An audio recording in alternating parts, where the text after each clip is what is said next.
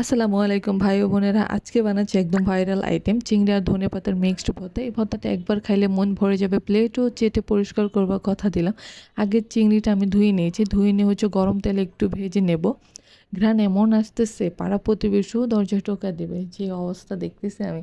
So ভর্তার চিংড়িটা যেমন আস্তে আস্তে এরকম ব্রাউন কালার হয়ে যাবে, তখন আমি আরেকটু নেড়ে চেড়ে এটাকে আমি নামিয়ে নেব ছোটো একটা পাত্রতে। নামিয়ে নেওয়ার পর আমি বাকি উপকরণগুলো একটু ভেজে নেব। এর জন্য আমি কয়েক কোয়া রসুন দিয়েছি। রসুন দেওয়ার পর আমি এর সাথে আমি আমার অনুযায়ী ঝাল দেব। ৩টা কাঁচামরিচ নিয়েছি। দেন কিছু বিলাতি ধনেপাতা ছিল, ওগুলোও আমি এটার মধ্যে দিয়ে দেব।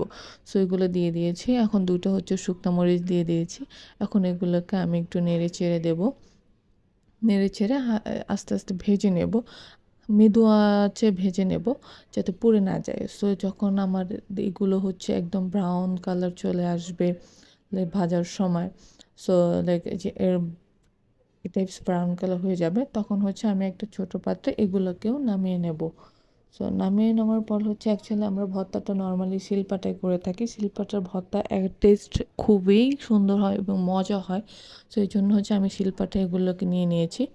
এখন একটু সামান্য লবণ দিয়ে এগুলোকে আমি একটু বেটে নেব।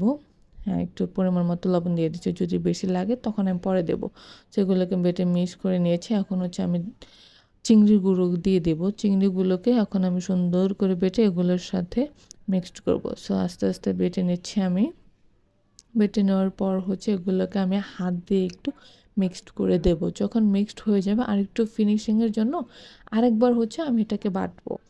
সো বেটে যখন দেখবো এরকম ফিনিশিং হয়ে গিয়েছে, যেমন এগুলার একদম কোনো নাই, তখন এই তো ফিনিশিং দেওয়া শেষ।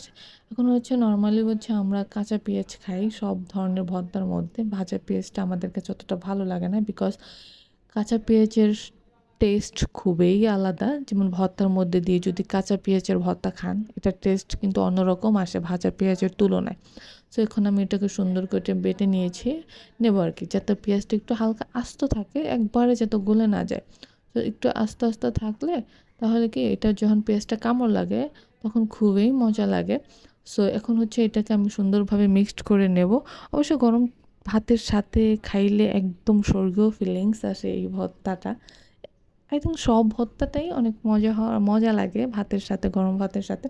সো ছোটোবেলা মা যখন ভর্তা করতো, তখন আমাদের শিলপাটায় বসে কিছু ভাত নিয়ে আমাদের খাইয়ে দিত। সো এখন আজকে আমি সেই ট্রেন্ডটা ফলো করব।